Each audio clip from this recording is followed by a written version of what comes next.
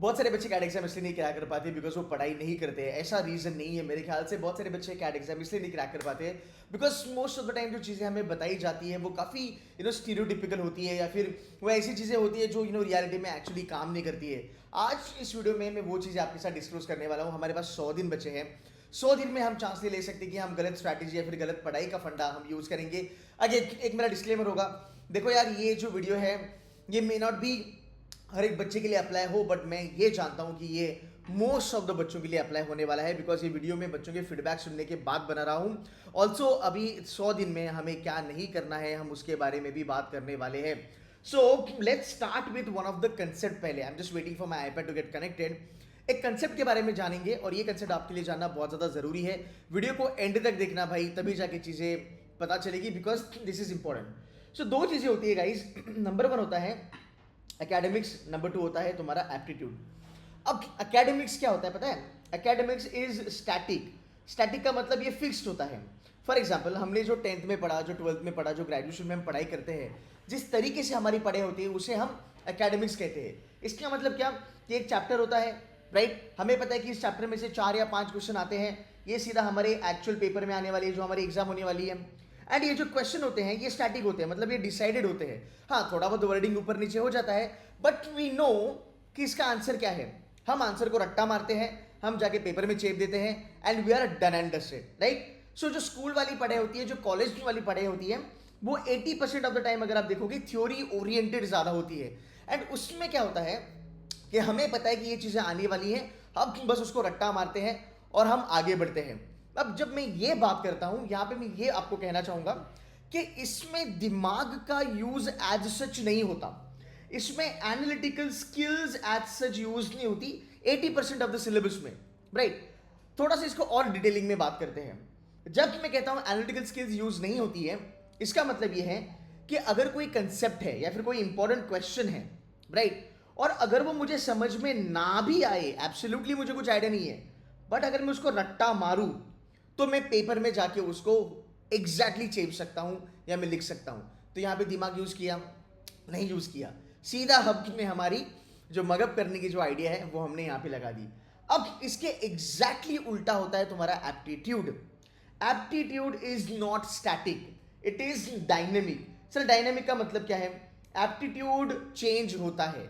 आप जो पढ़ाई अभी कर रहे हो, जो आप मॉक्स लगा रहे हो, या फिर जो आप आज हैंडआउट्स यूज कर रहे हो, ऐसा नहीं होगा कि कैट में हु बहू डिट्टो 100% क्वेश्चन कॉपी पेस्ट होगा। हाँ, एक दूसरा हो सकता है, लास्ट ईयर हुआ था 2024 में, बट ऐसे नहीं होगा कि डिट्टो कॉपी पेस्ट होगा। क्या हम रट्टा मार सकते हैं? ना। क्या हम मगअप कर सकते हैं? ना। फॉर्मूले के बारे में मैं बात नहीं कर रहा हूं। सो जब एप्टीट्यूड के बारे में मैं बात करता हूं, हमें यहाँ पे दिमाग लगाना पड़ता है, हमें यहाँ पे एनालिटिकल स्किल्स हमारी थोड़ी सी यूज करनी पड़ती है। हम ये नहीं बोल सकते कि यार ये कंसेप्ट मुझे पता नहीं है, ये फंडा मुझे पता नहीं है, मैं इसको रट लूंगा और जाके पेपर में कर दूंगा। नहीं। Also very important second thing is, जो कि मैं स्कूल कॉलेज में पढ़ता हूं, मुझे पता है 70, 75, 80% एग्जैक्टली कॉपी पेस्ट होके आने वाला है, बट कैट में पूरा पेपर 100% नया आता है। अगर यहां तक आप अगर ये वीडियो देखा है या फिर अगर आपने यहां तक समझने की कोशिश करी है, आपको आगे वाली वीडियो बहुत अच्छे से समझ में आएगी। अब पता है प्रॉब्लम क्या होती है? जब हम पढ़ाई करते थे हमारे ज़माने में, या आज मैं देखता हूँ आज के कोचिंग इंस्टीट्यूशंस या फिर जो मेंटर्स है या यूट्यूबर्स है, वो एक्चुअली हमें जो फंडे बताए जाते हैं, जो मेथडोलॉजी होती है पढ़ाई करने की, पता है वो कैसे बताई जाती है? And this is the reality. वो ऐसी बताई जाती है ताकि हम हमारे कंफर्ट जोन में रहें, नंबर 1। नंबर 2, हमें कोई भी नई चीज़ नहीं बताई जाती है क्योंकि हम कंफ्यूज्ड ना हो। आप अगर देखोगे कभी भी ना, एक न्यूबी से बात करना, न्यूबी मतलब जो पहली बार कैट एग्जाम दे रहा है, और किसी रिपीटर से बात करना जो थोड़ा स्मार्ट होगा मेरे ख्याल से, आप देखोगे कैट एग्जाम को अप्रोच करने का फंडा, कैट एग्जाम में जो जानकारी होती है इन दोनों बच्चों को, इनमें जमीन आसमान का फर्क होता है। ऐसा क्यों होता है उसके बारे में बात करेंगे। अब ये लोग बताते क्यों हैं चीजें, जैसे स्केड्यूल के बारे में बात करेंगे। Monday, Tuesday, Wednesday, Thursday, Friday, Sunday तक आप क्या कीजिएगा, 2 घंटा आप पढ़ेंगे क्वांट, 2 घंटा पढ़ेंगे डीएलआर, 2 घंटा पढ़ेंगे आप वर्बल। ये टिपिकल स्टीरियोटिपिकल रेटोरिकल स्केड्यूल बताया जाता है बच्चों को, जो कि मुझे लगता है ऑलमोस्ट 90% ऑफ द कंट्री के कोचिंग इंस्टीट्यूट बताते हैं। अब ये क्यों बताया जाता है? बिकॉज ये आपको, आप इसे जानते हो, क्योंकि 10th में, 12th में, ग्रेजुएशन में हमने ऐसी ही पढ़ाई करी है। अब ये जो पढ़ाई हमने करी है ये वहां पे काम आती है। क्यों? मैं यार नॉन इंजीनियर हूं, तो मैं नॉन इंजीनियर के सब्जेक्ट्स के बारे में बात करूंगा। मैं 2 घंटा बैठा, मैंने मार्केटिंग किया, रट्टा मार दिया, खत्म कर दिया। 2 घंटा बैठा, इकोनॉमिक्स किया, रट्टा मार दिया, खत्म कर दिया। अब जो मैं जानता हूं या जो मैं करते आया हूं, मेरे ब्रेन को उसका पैटर्न पता है। तो जो भी मैं जानता हूं मैं उसको चैलेंज नहीं करूंगा, और अगर सामने वाला बंदा मुझे वो बोलेगा तो मैं मान लूंगा। तो ये वाली जो चीज है वो बच्चे चैलेंज नहीं करते हैं, बिकॉज यही तो हम करते आए हैं पिछले 15 साल से। एंड कोचिंग वाले आपको कंफर्ट जोन में रखते हैं कि तुम्हें यही करना है, बट क्या ये जेन्युइनली काम करता है? अब मैं बात करूंगा इसके बारे में। अगेन डिस्क्लेमर है गाइज, ये हर एक बच्चे के लिए एप्लीकेबल नहीं होगा, बट ये बहुत सारे बच्चों के लिए एप्लीकेबल होगा। तो कमेंट में आके ये मत बोलना ऐसा तो नहीं होता, ये तो अप्लाई नहीं होता। मैं इसीलिए कह रहा हूं, मैं आपको जो बता रहा हूं वो थोड़ा यूनिक है, नया है, समझने की कोशिश कीजिएगा। अब 2 घंटे अगर मान लो मैं इकोनॉमिक्स पढ़ता हूं, मैंने मान लो 2 क्वेश्चन उठाए, एक एक क्वेश्चन को मैंने 1-1 घंटा दिया, उसको मैंने रट लिया, चाट लिया, पूरा समझ लिया, और it is done and dusted for me. Okay, अब मेरे को देखना नहीं है, मैंने राइटिंग वाइटिंग कर लिया, मैंने पेपर भी उतार लिया, मेरे मस्तिष्क में वो बैठ गया, मेरा मसल मेमोरी बन गया। अब मैं जाऊंगा पेपर में उसको चिपके आऊंगा। बट एक बात समझिएगा, कहीं ना कहीं लिमिटेशंस है। मतलब क्या? उस 1 घंटे में मुझे उतना ही क्वेश्चन करना है और उसके 3 पैराग्राफ का आंसर मुझे रटना है। दिस इज लिमिटेड, ठीक है? अब मेरे साथ बने रहो, चीजें खुलेगी अभी। बट जब ये स्केड्यूल मैं in the month of July, June, अगस्त में अप्लाई करता हूं, सितंबर में अप्लाई करता हूं, as a beginner, as a newbie, as a tyro, as a starter for CAT examination, ये मेरे लिए काम नहीं करेगा। बिकॉज अगर मैं बिगिनर हूं, मुझे चीजों की आइडिया नहीं है, मेरी एक्सपर्टीज नहीं है, अगर मैं 2 घंटा क्वांट लेके बैठूं, मैं 2 घंटे में आपको बताता हूं एक नॉर्मल एवरेज बच्चा क्वांट के 5 से लेके 6 क्वेश्चन कर पाता है, उसके बाद वो एग्जॉस्ट हो जाता है। फिर वो जाता है तुम्हारा डीएलआर करने। डीएलआर में कभी कभी 2 घंटे में 1 सेट हुआ या 2 घंटे में 2 सेट हुए। फिर जाता है वो रीडिंग कॉम्प्रिहेंशन करने में, 2 घंटे में वो 2 आरसी कर लेता है। बट कहीं ना कहीं क्या होता है, जब मैं क्वांट्स करता हूं मैं डीएलआर के बारे में डर रहा हूं, जब मैं डीएलआर कर रहा हूं मुझे क्वांट्स की फिक्र आ रही है, जब मैं आरसी कर रहा हूं मुझे क्वांट्स की और डीएलआर की फिक्र आ रही है। तो इसमें प्रॉब्लम क्या है, मैं किसी भी पढ़ाई में 100% इन्वॉल्व नहीं हूं, जो कैट की सबसे बड़ी रिक्वायरमेंट है। नंबर 1। नंबर 2, मैंने खुद को लिमिट कर दिया। मैं क्या कर रहा हूं, मैं खुद को बता रहा हूं मेरे को 2 घंटा ही क्वांट्स पढ़ना है, इसके बाद मेरे को डीएलआर लेना है। तो कहीं ना कहीं मैं भगदड़ी में हूं, मुझे जल्दबाजी है। मैं टच बेस तो कर रहा हूं सब चीजें, राइट? मैंने पढ़ाई तो करी, no doubt about that, but क्या मैंने कुछ सीखा? क्या मैंने कुछ लर्न किया? नहीं। तो ये स्टीरियोटिपिकल चीजें हैं। कैसे? अभी प्रूफ करता हूं। 2 घंटा अगर मैं पढ़ता हूं, मान लो प्रॉफिट एंड लॉस, मैंने पढ़ लिया, मैंने कंसेप्ट समझ ली, बट मान लो इस 2 घंटे की जगह अगर मैं ये 2 घंटा 6 घंटे में कन्वर्ट कर दूं, और अगर मैं स्टार्ट टू एंड दोपहर के 12 बजे मैं बैठता हूं, आज मुझे ना डीआई करना है, ना मुझे वर्बल करना है, मुझे किसी चीज का लोड नहीं है, अमेरिका में क्या हो रहा है, इंडिया में क्या हो रहा है, I care a damn about it, मेरा पूरा फोकस क्वांट्स के ऊपर है। और आज मैंने डिसाइड किया कि पीएनएल को मैं फाड़ दूंगा, मतलब मैं सब चीजें करूंगा। तो 12 बजे से लेकर 6 बजे तक मैं बैठा, मान लो मैंने बीच में थोड़ा सा ब्रेक ले लिया वगैरह वगैरह वगैरह, या फिर इसमें तुम 8 बजे तक कर लो। 6 घंटे की प्रोडक्टिव स्टडी हमें करनी है। इसमें क्या होगा, एक ही दिन में, राइट, मैंने कंसेप्ट कर लिए, मैंने फंडे समझ लिए, मैंने फॉर्मूला समझ लिया, बकायदा बाइज्जत एकदम खुद को टाइम देके, बिकॉज मैं लर्निंग फेज में हूं। ये चीज याद रखना गाइस, जितने भी मेरे बच्चे यहां पे सुन रहे हैं, 2 घंटा जब तुम चीजें करते हो, this is more of a practice mode. मानो या ना मानो, पर ये चीजें होती है, समझ रहे हो तो कमेंट करना। बट जब मैं अनलिमिटेड घंटे लगाता हूं खुद के लिए, मैं बाय डिफॉल्ट लर्निंग मोड में आ जाता हूं, मेरा ब्रेन उस तरीके से काम करना चालू करता है। तो मैंने 8 घंटे दिए, मेरी प्रोडक्टिव पढ़ाई मान लो 5 घंटा 6 घंटे की हो गई, बट लक्ष्य क्या था कि पीएनएल को फोड़ना है। तो कंसेप्ट करा, सब कुछ करा, उसके बाद मैंने सॉल्ट एग्जांपल करे, सॉल्ट एग्जांपल के बाद मैंने डैशबोर्ड पे गया, मैंने डैशबोर्ड के एग्जांपल्स करे, फिर मैंने हैंडआउट्स के एग्जांपल करे, उसके बाद मैंने पीवाईक्यूज करे। अब जब लर्निंग प्रोसेस आपकी होती है, तब जो मैं कंसेप्ट बताता हूं which is called as depth, ये बहुत ज्यादा मैजिकली काम करती है। अब मैं सुबह से लेकर शाम तक बैठा, मैंने एक टॉपिक उठाया, लेजर फोकस अप्रोच, मुझे सब कुछ वहां पे आ गया। मुझे चीजें पता चली। अब पता है क्या होता है पढ़ाई में, सबसे सुपर डुपर चीज पता है क्या होती है? कंटिन्यूटी होती है। क्या होती है गाइस? कंटिन्यूटी। इसका मतलब अगर मैं पीवाईक्यू का एक आध क्वेश्चन कर रहा हूं, मान लो चीटिंग ट्रेडर का मैं एक क्वेश्चन कर रहा हूं, अब एक चीटिंग ट्रेडर का क्वेश्चन मेरे डैशबोर्ड में था, ये सॉल्ट एग्जांपल में था, तो मेरा जो दिमाग है वो गियर स्विच कर लेता है, वो आ जाता है एनालिटिकल मोड में। हम सोचते हैं, we go back, we try to connect the dots कि अरे यार सुबह दोपहर में ना यार 2 बजे मैंने चीटिंग ट्रेडर वाला एग्जांपल किया था सॉल्ट एग्जांपल में, अरे अच्छा उसमें ये चीज बताई थी।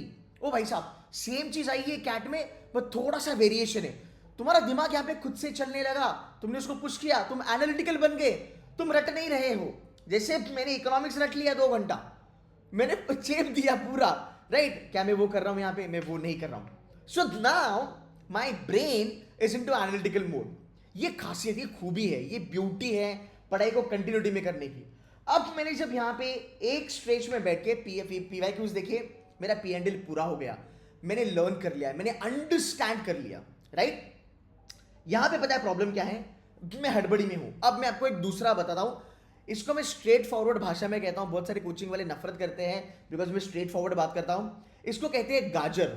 हाँ, ये बहुत अच्छा गाजर दे दिया जाता है बच्चों को, ये तुम्हारे दिमाग से खेलते हैं। ये कहते हैं कि तुम रोज 10 क्वेश्चन करो क्वांट्स के, ओके, या 20 क्वेश्चन करो क्वांट के, कैट निकल जाएगा। आंसर इज कैट नहीं निकलता। इस तरीके से अगर तुम पढ़ाई करोगे तो कैट नहीं निकलेगा। अब यह अर्ध सत्य है, मैं इसके बारे में और आपको चीज बताता हूं। ये कौन निकाल सकता है? ऐसी चीजें करके कौन निकालता है? निकल सकता है पर बच्चे फिर भी नहीं करते। मैं आपको बताता हूं। People who are very very good with quants, let's say all the folks from IITs, NITs, and let's say some of the non engineers who have a great grip on quants. अच्छा, great grip या great hold का मतलब क्या?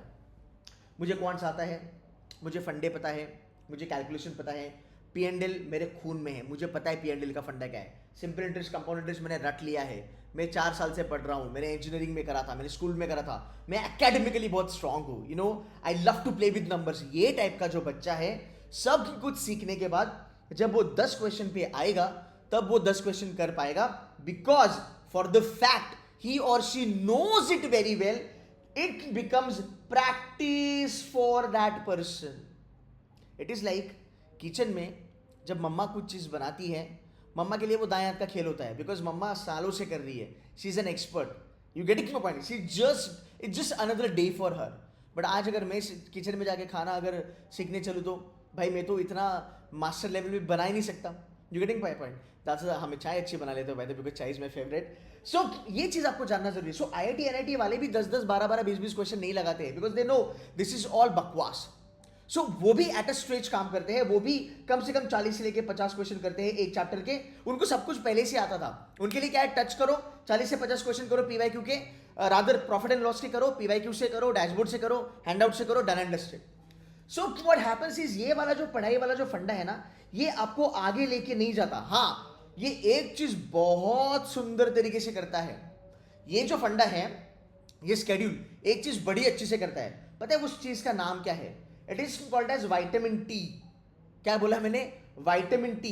Vitamin T का मतलब होता है तसल्ली। ये मेरे को तसल्ली देता है कि मैंने पढ़ाई किया, तो मैं घर पे बैठा 2 घंटा दिया है, 2 घंटा एलआर, 2 घंटा वर्बल किया, रात में मैं घूमने गया, दोस्तों के साथ पार्टी करने गया, क्योंकि मेरा दिल जानता है कि मैं गिल्ट में नहीं हूं, मैंने पढ़ाई किया। पर क्या जेन्युइनली पढ़ाई हुआ? क्या मैंने सीखा? क्या ये पैटर्न फॉलो करके मैं पीवाईक्यूज कर सकता हूं? क्या मैं कॉन्फिडेंटली कैट के पेपर को बैठ सकता हूं? The answer is almost no, because मुझे पता है पर मेरे पास डेप्थ नहीं है। एंड मेरा जो कैट एग्जाम है भाई, वो एनालिटिकल है, वो एप्टीट्यूड है, वो डेप्थ मांगता है किसी भी चीज का, तभी जाके वो सॉल्व होता है। Now, can you do this? Is this absolutely wrong? I won't say this is absolutely wrong, but this is not right when you do August महीना, when you do it in the month of September, or maybe you're a starter, maybe you're a beginner. You know what? This is even wrong in the month of January, जब आप begin करते हो।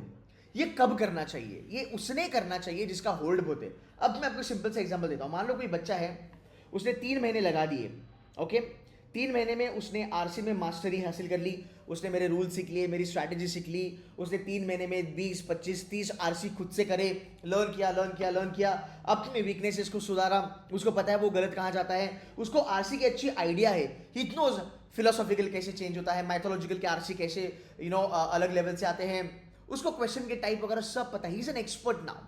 Once you become expert you just have to practice practice practice. ये वाला बच्चा in the month of October रोज घर पे बैठ के 2-2, 3-3 आरसी लगा सकता है. उसको खाली टच बेस करना है. He is already good at it. वो रोज करेगा, प्रैक्टिस करेगा, उसका काम बन जाएगा. दूसरी एक चीज मैं यहां पे बताने वाला हूं, again it's very very important, kindly pay attention, इसमें मजा आएगा. Weak sections. बहुत सारे बच्चे कहते हैं मेरा क्वांट्स वीक है.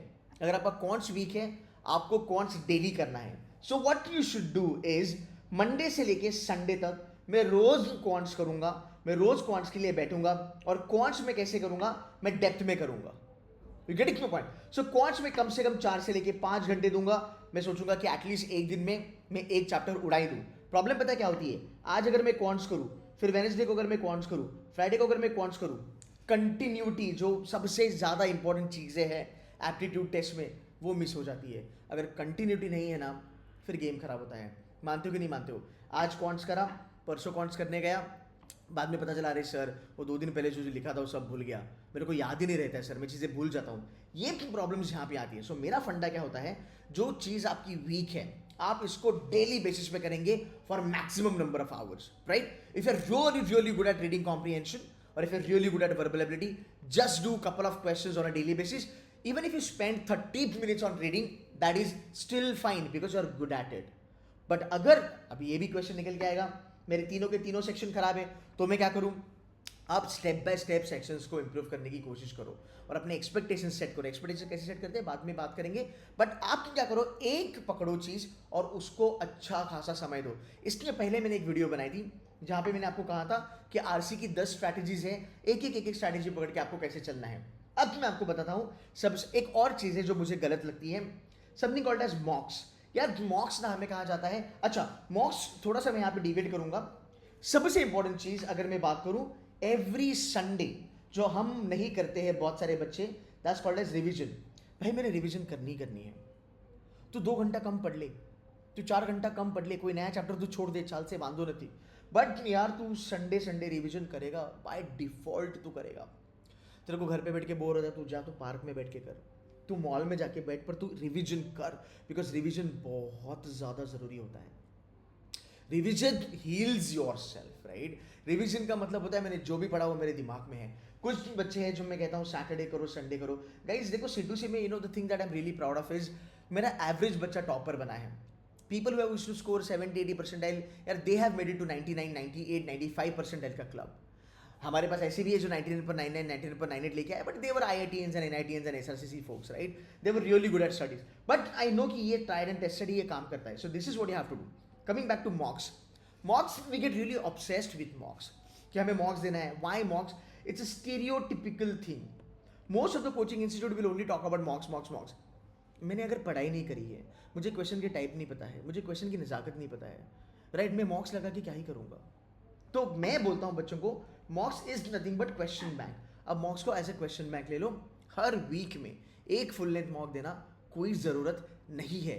डिस्क्लेमर है, ये मे बी 100% बच्चों के लिए एप्लीकेबल नहीं होगा, बट गारंटी के साथ कह सकता हूँ इंडिया के 50% बच्चों के लिए ये 100% एप्लीकेबल है. Because I know lot of people are making this mistakes right now. ये स्केड्यूल आपको फॉलो नहीं करना है.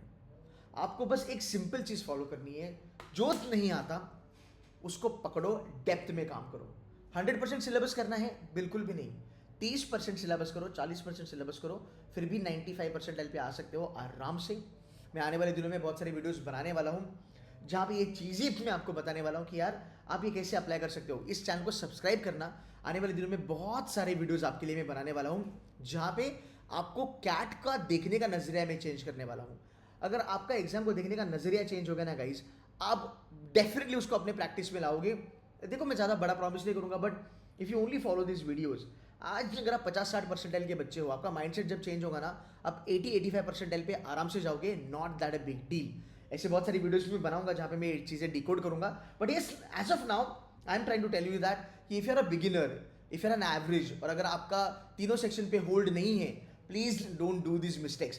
If it is working for you, it means you are good, you can continue with that. Again a disclaimer, I क्यों फिर बच्चे उठपटांग चीजें बात करते हैं. Disclaimer, this might not be applicable to everybody, but this might be applicable to a lot of students out there, so please do not do these mistakes. Okay, if you want to join Seduce mentors, और अगर आप चाहते हो कि Ketan sir आपकी mentorship हमें चाहिए, आप जो चीज़ें कहते हो उनके साथ हम रिलेट कर पाते हैं, more than happy to train you. You can speak to my team, the number is given in the description. Guys, ये वीडियो आपको कैसी लगी?